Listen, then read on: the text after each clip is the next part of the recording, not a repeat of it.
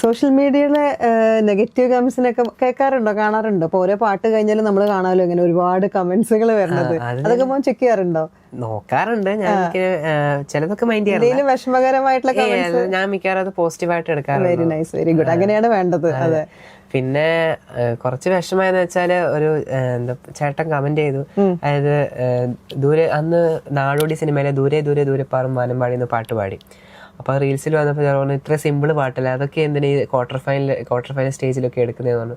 ശരിക്കും പറഞ്ഞാൽ അത് സിമ്പിളേ അല്ല. പാട്ട് കേൾക്കുമ്പോൾ നമ്മൾ ഇങ്ങനെ ആടിത്തുള്ളാനൊക്കെ തോന്നുന്നു പാട്ട്, പക്ഷെ ഭയങ്കര ടഫാ പാട്ട്. കാരണം അനുപല്ലവി വേണ ചരണമായിട്ടും പാടിപ്പോവും, ചിലപ്പോൾ ചരണം അനുപല്ലവിയായിട്ടും പാടിപ്പോവും, തിരിഞ്ഞു പോകാൻ സാധ്യത കൂടുതലുള്ള പാട്ടായിരുന്നു. എനിക്ക് തോന്നുന്നു സൂപ്പർ സ്റ്റാറിൽ കുറച്ച് ടെൻഷനോട് കൂടി പാട്ട് പാടിയ അതായിരിക്കും മിക്കവാറും. കാരണം ടങ് ട്വിസ്റ്റേഴ്സും ഉണ്ട് അതിന്റെ ഇടയ്ക്ക്.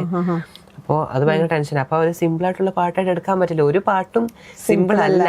കേൾക്കുമ്പോ തോന്നുന്നു സിമ്പിൾ ആണുള്ളത്. അങ്ങനെ ഒരു പാട്ടും സിമ്പിൾ അല്ല. അതോ അതിന്റെ ജോണറിൽ നോക്കുമ്പോൾ ഇപ്പോൾ ഒരു മെലഡി പാട്ടായാലും ഇപ്പോൾ കണ്ണീർ പൂവിന്റെ കവിളിൽ തിരോടി ടെക്നിക്കലായിട്ട് നോക്കുമ്പോൾ അത് ഭയങ്കര സിമ്പിളാ. പക്ഷെ അതിന്റെ ഫീല് അത് അത്രയും ഉണ്ട്, ഇമോഷൻസ് അത്രയുണ്ട്. അപ്പൊ അത് ഒരു പാട്ടും അങ്ങനെ സിമ്പിൾ ആയിട്ട് എടുക്കാൻ പാടില്ല.